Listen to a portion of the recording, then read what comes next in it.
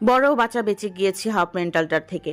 অসভ্য কোথাকার, বান্দর, বিলাই, হনুমানের খালু, শেয়ালের আব্বা, পেতনির ভাসুর, ডাইনি জামাই, বাসি চানাচুর, ভেজা পাটকাঠি, সবুজদের মুরগির খামারের গোবর।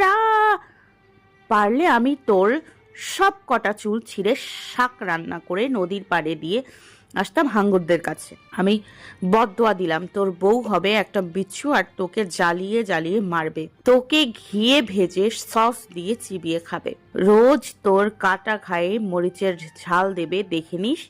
মিলিয়ে নিস আমার কথা। আমার সারা শরীর রং দিয়ে ভাসিয়ে দিয়েছে। এখন এগুলো আমার বাসায় গিয়ে ধুয়ে উঠাতে কত কষ্ট হবে। এসব প্রলাপ বকতে বকতে আজরা হঠাৎ পেছন থেকে কারো পায়ের আওয়াজ পেল। আওয়াজের দিকে তাকাতেই দেখলো ইসমাম আসছে আর তার হাতে আরো একটি বালতি, তার মুখে বাঁকা হাসি। আজরা দৌড়াতে লাগলো আর ইসমাম তার পেছনে দৌড়াচ্ছে।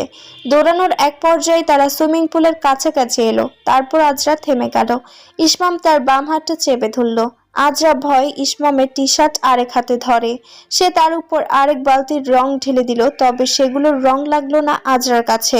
মনে হলো কালো কালো পানি। কেমন লাগলো? আমার মুখে রং লাগানোর সাহস কত বড়! আমার সাথে লাগতে আসবে, একদম ছাদে থেকে ধাক্কা মেরে ফেলে দেব। তোর কলিজা বড় হয়ে গিয়েছে তাই না? একদম ভয় পাস না আমাকে।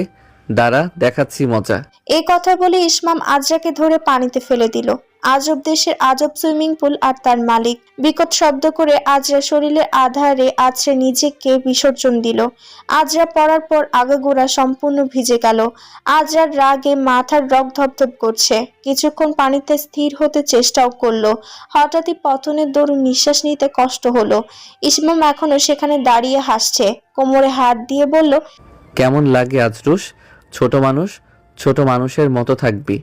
এত কিসের দুষ্টুমি সারাক্ষণ? রিভেঞ্জ নিতে চাও বাচ্চা মেয়ে? আমার পেছনে লেগে থাকা তাই না? তোকে কে বলেছে আমার ঘরের দরজায় উকি দিতে? তোকে কে বলেছে আমার ওসব ব্যঙ্গচিত্র আঁকতে? শুধু শুধু আমার সাথে শত্রুতা করিস তাই না? ফলাফল মাদ্রিদ 0, বার্সেলোনা 3। আজরা কটমট করে তাকালো, চিৎকার করে বলল, মাদ্রিদ আবার কাম ব্যাক করবে ইসমাম ভাই। আমি শত্রুতা করি তো 100 বার করব, 1000 বার করব, সারা জীবন করব। শত্রুতা কি, দাঁড়ান দেখাচ্ছি। এই কথা বলে আজরা ইসমামের পা ধরে দিল টান। সাথে সাথে ইসমাম পিছলে পড়ে সুইমিং পুলে তলিয়ে গেল। সাথে মাথায় জোরে সোরে একটা আঘাতও পেল। আজরা পানিতে ভাসতে ভাসতে ব্যঙ্গাত্মক সুরে বলল, হ্যাঁ, কেমন লাগে ফুপুর মাইজ্জা পোলা? বলেছিলাম না রিয়াল মাদ্রিদ কাম ব্যাক করবে। ইসমাম তখন হাঁ করে নিঃশ্বাস নিচ্ছে আর আজরার দিকে এক দৃষ্টিতে তাকিয়ে আছে, যেন বাক্যরা দুয়ারের আগালে রুদ্ধ। আজরা করে বসলো এক অভাবনীয় কাণ্ড। ইসমামের চুলের মুঠি ধরে 2 বার পানিতে চুবানি দিল। অতঃপর সেখান থেকে কোনো মতে নিজেকে বাঁচিয়ে উঠে দিল একটা ভোঁদড়। শীতে কাঁপছে তার সর্বাঙ্গ। যেতে যেতে খানিকটা উঁচু স্বরে বলল, রিয়াল মাদ্রিদ 4, বার্সেলোনা 0। ইসমামের বাচ্চা 4 কোনাচ্চা, দেখতে কালা, গুয়ের দলা। ইসমাম মাথার আঘাতপ্রাপ্ত স্থানে হাত দিতে দিতে বলল, হোয়াট? এসব কোন ধরনের ফালতু বেহুদা কবিতা ছিল? তোকে আমি ছাড়বো না। দেখে নিস এর প্রতিশোধ আমি সুদে আসলে উঠাবো। আজরার বাবা মা এখনো সেই বাসায়। একে তো এত ঠান্ডা, তার উপর আবার ঠান্ডা পানির মধ্যে এত রাতে কাক ভেজা হওয়া। আজরা তাড়াতাড়ি করে নিজের রুমে প্রবেশ করলো। পেছন থেকে নাবিলের আওয়াজ এলো, কি ব্যাপার, তোর এই অবস্থা কেন? এরকম ভেজা বিড়াল হয়ে ঘুরছিস কেন? এইটা তো তোর জানতে হবে না, মোটকা হাতি। তুই তো সাদা বিড়ালটা লাল রং আর কালো রং দিয়ে নোংরা করে দিলি রে জলহস্তি।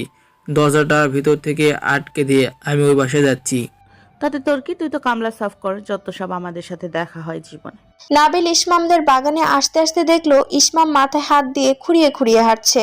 তার গায়েও লাল কালো রং, সারা শরীর ভেজা। খানিকটা সন্দিয়ান হয়ে বলল, এই কি ব্যাপার, কি আজাই রে? আর তোর একই অবস্থা কেন? তোর এই অবস্থা কি করে হয়েছে রে বলতো? তুই কি আমার বোনকে মেরেছিস? ইসমামের যত রাগ আছে সব গিয়ে বজ্রপাতের রূপে পড়ল নাবিলের উপর। তুই একটা কথাও বলবি না নাবিল, ঘুষি দিয়ে তোর নাক ফাটিয়ে দিব আমি। চুপ কর। হায় আল্লাহ, এদের আবার কি হলো? সবাই আমাকে ঝাড়ি দিচ্ছে। এই আমাকে একদম ঝাড়ি দিবি না। আমি তোর 2 মাসের বড় মনে রাখিস। 1 দিনের বা 2 সেকেন্ডের হলেও বড় তো বড়, সে জায়গায় আমি 2 মাসের বড়। আমার সাথে এভাবে কথা বলতে পারিস না, একদম লাথি মেরে উড়িয়ে দেবো তোকে। দাঁড়া দাঁড়া, কোথায় যাচ্ছিস? দাঁড়া। ইসমাম রুমে এসে ফ্রেশ হয়ে নিল। যে জায়গায় নোংরা হয়েছে সেই জায়গাগুলো নিজাতে পরিষ্কার করলো। আমার কাজটা এখনো সম্পন্ন হলো না। চোরামি স্বভাবটা কবে ঠিক হবে? চোর কোথাকার! উফ, আমার মাথাটা এত ব্যথা করছে কেন? দেখতে দেখতে আজরার কলেজে দ্বিতীয় সেমিস্টারের প্রস্তুতিমূলক পরীক্ষার দিনের অন্ত হলো। আজরার কিছু দরকারি জিনিসের প্রয়োজন হলো, তাই সে বাসায় না গিয়ে কলেজ থেকে ভার্সিটি রোডের দিকে গেল। উদ্দেশ্য সে জিনিসগুলো কিনে নিয়ে তারপর বাসায় ফিরবে। জিনিসগুলো কেনা শেষ হলে হঠাৎ তার মনে পড়লো রঙের প্রয়োজনীয় জিনিসগুলো কেনা হলো, একটা তুলি কেনা বাকি। যাক, সেটা ভাইকে দিয়ে কিনে নিবে, এখানে কিছু টাকা বেঁচে যাবে। ফেরার পথে রাস্তায় দেখলো এক যুবককে। সে রাস্তার ধারে বসে আছে, তার হাত থেকে গলগল করে রক্ত ঝরছে। আজরা দৌড়ে সেদিকে গেল। এ কি, আপনার হাত দিয়ে তো রক্ত ঝরছে ভাইয়া, আপনি কি দেখছেন না নাকি? এই যে ভাইয়া, এক্সকিউজ মি, আপনার কি মাথা ঘোরাচ্ছে? ছেলেটা আজরার দিকে মাথা তুলে তাকালো। আজরার তার চেহারাটা দেখে ভীষণ মায়া হলো। ছেলেটা শ্যামবর্ণ বলে চেহারাটা দেখতে ভীষণ মিষ্টি। নাক খাড়া, টানা টানা আখি যুগল, চিকন ভ্রু, পাতলা ঠোঁট, মুখ ভর্তি দাড়ি। আজরা একবার ভাবলো ছেলেদের চেহারা এত মিষ্টি হয় তা কখনো জানা ছিল না। আমি ঠিক আছি ম্যাজিক্যাল গার্ল, তোমার চিন্তা করতে হবে না। কিন্তু আপনার হাত দিয়ে রক্ত গড়িয়ে পড়ছে, ইনফেকশন হবে তো। কোনো সমস্যা নেই, আমি জোরতে দিচ্ছি তাই এমন। ঝরতে দিচ্ছেন তাই মানে বেশি রক্ত পড়লে আপনার শরীর খারাপ করবে, একটু দাঁড়ান। আজরা নিজের ব্যাগ থেকে একটা সাদা স্কার্ফ বের করলো। আরে কি করছো? আজরা তার ব্যাগে থাকা পানির বোতলটা ছেলেটার হাতের উপর ঢেলে দিল। ছেলেটা একটু ব্যথাতুর ধ্বনি করে উঠল। আরে তুমি কি করছো? কোনো প্রয়োজন নেই। আপনি একটু চুপ থাকুন, বয়সে বড় বলে বেশি বোঝেন। আমি ছোট হলেও এতটাও ছোট নই যে আমাকে আপনি উল্টাপাল্টা বুঝ দিতে পারবেন। ছেলেটি উঠতে চাইলো, হয়তো তার মাথা চক্কর দিল, তাই আবার বসে পড়ল। আজরা সাবধানে পানি হাতে ঢেলে পরিষ্কার করে দিল। ছেলেটা শুধু মুগ্ধ দৃষ্টিতে আজরার দিকে তাকিয়ে রইল। আপনার হাতটা অনেক গভীরে কেটেছে, জানেন হাত কাটলে অনেক ব্যথা করে। সেদিন আমারও হাত কেটে গিয়েছিল, কি যে ব্যথা, তার উপর ডান হাত। কিন্তু আপনার ভাগ্য ভালো, আপনার বাম হাতটা কেটেছে, তাই আপনার ভাত খেতে কোনো সমস্যা হবে না। তবে আজরা মিষ্টি একটা হাসি দিল, তারপর তার ব্যাগে থেকে বের করা স্কার্ফটা ছেলেটার হাতে বেঁধে দিল। তুমি কেন তোমার মূল্যবান স্কার্ফটা নষ্ট করলে? আরে সমস্যা নেই, আমি টিফিন খেতে গিয়ে প্রায় স্কার্ফে খাবার ফেলে স্কার্ফ নষ্ট করি, তাই একটা এক্সট্রা ক্যারি করি। আজকে এটা আপনার কাজে লেগে গেল। আর আর কখনো অসাবধানতা করবেন না, আর জলদি একটা ডক্টরের কাছে গিয়ে ব্যান্ডেজ করে নেবেন, না হলে আপনার রাতে জ্বর আসতে পারে, এমনকি হাতটা প্রচণ্ড ব্যথা করতে পারে, একটু ফুলেও যেতে পারে, মানে কলা গাছ বা বট গাছ হতে পারে। ছেলেটা চোখ বন্ধ করে হাসলো, অতঃপর স্বরে খানিকটা আহ্লাদের রেশ টেনে বলল, তুমি তো ভারী মিষ্টি একটা মেয়ে। সবাই তাই বলে, তবে আমার ভাইয়া আমাকে জলহস্তি বলে। আজরার বাচ্চা সুলভ কথা শুনে ছেলেটা হেসে দিল। আজরা তাড়া দিল তাকে। আচ্ছা, আমি এখন যাই। এই দাঁড়াও, একটু দাঁড়াও, তোমার নামটা তো বলে যাও। আমার নাম আজরা, মহসিনা আজরা জামান। ভীষণ সুন্দর নামটা, তোমার মতোই ভীষণ সুন্দর। ছেলেটা পকেট থেকে একটা চকলেট বের করে আজরার হাতে দিল। এটা তোমার জন্য বাসায় নিয়ে গিয়ে ফ্রিজ করে তারপর খাবে, ঠিক আছে? না না না, কোনো দরকার নেই, আমি তো এমনি সাহায্য করেছি আপনাকে। আমি এমনিতেই দিলাম, খুশি হয়ে দিয়েছি। প্লিজ এটা নাও। আপনাকে অনেক ধন্যবাদ ভাইয়া। আজরা চলে যাচ্ছে। ছেলেটা আজরাকে দেখলো। গোল গোল মুখ, রোদের কারণে ফর্সা গালের কিছু কিছু জায়গায় লাল হয়ে রয়েছে। পুরো গোলাপি, উষ্ঠদয় নেড়ে কি সুন্দর করে কথা বলে। একটা চ্যাপ্টা নাক, মাথার মধ্যে সুন্দর করে স্কার্ফ বাঁধা, তারপর উষ্টাদর সুরে বিস্তর হাসি ধরে রেখে বলল, কলেজ থেকে ফিরেছে হয়তো, ছোট্ট একটা মেয়ে, অথচ সারা মুখ ভর্তি কি মায়া, আর যত্ন করতেও জানে। বড়দের মতো কথা বলে, অনেক মিষ্টি করে কথাও বলে। তুমি ভারী মিষ্টি দেখতে আজরা, তোমার নামটাও আজরা। আজরা কি রে আজরা, তোর বাসায় আসতে এত দেরি হলো কেন? আহা আম্মু, কোথায় দেরি হয়েছে, মাত্র আধা ঘন্টাই তো। দরকারি জিনিসপত্র কিনতে গিয়েছিলাম, পরীক্ষা শেষ তো তাই। আবার গেলে না বলে যাবে না, খবরদার। আচ্ছা যা, জলদি মুখ ধুয়ে ফ্রেশ হয়ে নে, ইয়াকুব আসবে একটু পর। আসবে? আজকে তো আসার কথা না, পরীক্ষা শেষ না। তোর সাথে আর আমাদের সাথে যেন কি জরুরি কথা আছে, তাই আসবে। কি আবার জরুরি কথা? ঠিক আছে। আজরা গোসল করে ভাত খেয়ে নিল। ভাত খাওয়া শেষ করতে করতে ইয়াকুবকে আসতে দেখা গেল। ইয়াকুব এসে বসার ঘরে বসলো, হাতে তার 2 বাক্স মিষ্টি আর 1 হাঁড়ি দই। আজকে আজরার বাবা বাসায় ছিল। তাহমিদ সাহেব বললেন, কি ব্যাপার ইয়াকুব, এত দই মিষ্টি যে? হ্যাঁ মামা, আপনাদেরকে একটা খবর দিতে এলাম। আমার রাজশাহীতে চাকরি হয়েছে, সামনের মাস থেকে জয়েন করতে হবে। তোমাকে অভিনন্দন, এটা তো অনেক খুশির খবর ইয়াকুব। আমার অনেক গর্ববোধ হচ্ছে, আমার ভাগিনা এত বড় একটা কোম্পানিতে চাকরি পেয়েছে। অনেক ধন্যবাদ মামা। নিশা বেগম পাকের ঘর থেকে বড় একটা বাটিতে কি যেন নিয়ে এলেন। ইয়াকুব বাবা, গাজরের লাড্ডু বানিয়েছিলাম। এত খুশির একটা খবর, তুমি এত বড় একটা চাকরি পেয়েছো, নাও মিষ্টি মুখ করো। অনেক ধন্যবাদ মামি, দোয়া করবেন আমার জন্য। আজরার তো মাথায় হাত। এই চাকরির পর সবচেয়ে বড় ক্ষতিকর সম্মুখীন আজরাই হতে চলেছে। কি বলছো ইয়াকুব ভাইয়া? তুমি চাকরি পেয়েছো, অভিনন্দন অভিনন্দন, কিন্তু এখন আমার কি হবে? আমাকে কে পড়াবে বলো তো? কি আর করার, তোকে এখন অন্য টিচার খুঁজে নিতে হবে। তোমার এত বড় চাকরি পাওয়ার খুশি, আমার একটা দুঃখ। কি হয়ে গেল? তোমার খুশি আমার দুঃখ। ভাইয়া, তোমার মতো বন্ধুত্বপূর্ণ টিচার এখন আমি কোথায় পাবো? নিশা মেয়ের কান টেনে ধরলো আর বলল, হ্যাঁ, এখন তো তোর আফসোস হবে। ইয়াকুব তো কখনো আমার কাছে বিচার দিত না, সমস্যা নিজেই সমাধান করে নিত। কিন্তু অন্য শিক্ষক হলে তো তোর বিচার আসতে আসতে আমার কান বয়রা হয়ে যেত। মামি থাক, ছোট মানুষ, আস্তে আস্তে মনোযোগী হবে। তা তুমি কবে যাচ্ছ রাজশাহীতে? এই তো মামি, কিছুদিন পরে চলে যাব।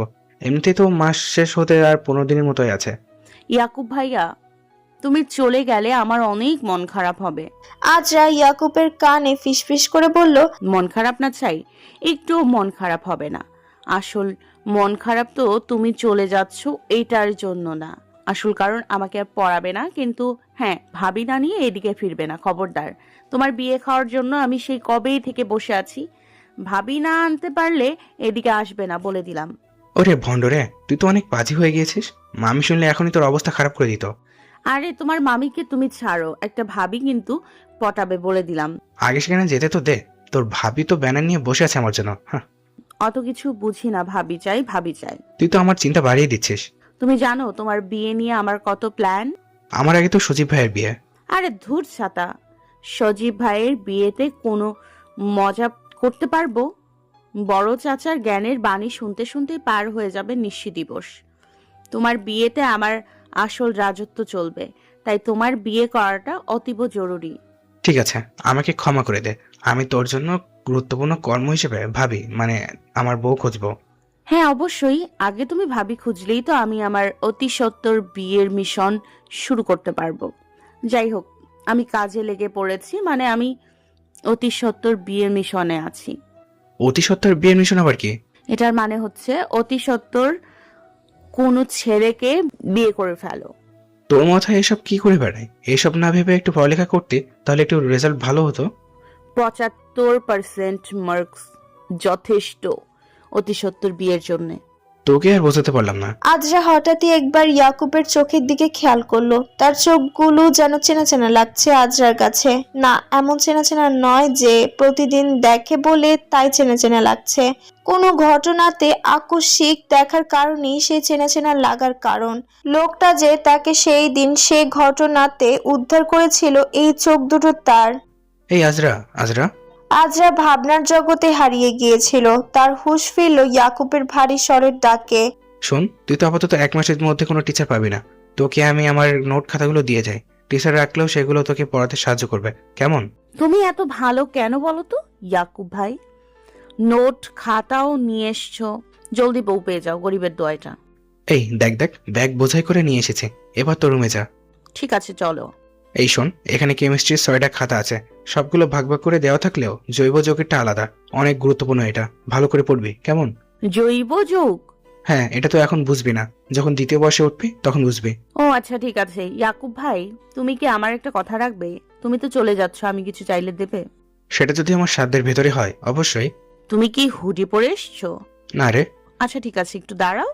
আজরা দৌড়ে তার ভাইয়ের রুমে গেল। নাবিলের পুরো গোছানো ওয়ার ড্রপটা তন্ন করে খুঁজে একটা কালো রঙের হুডি পেল।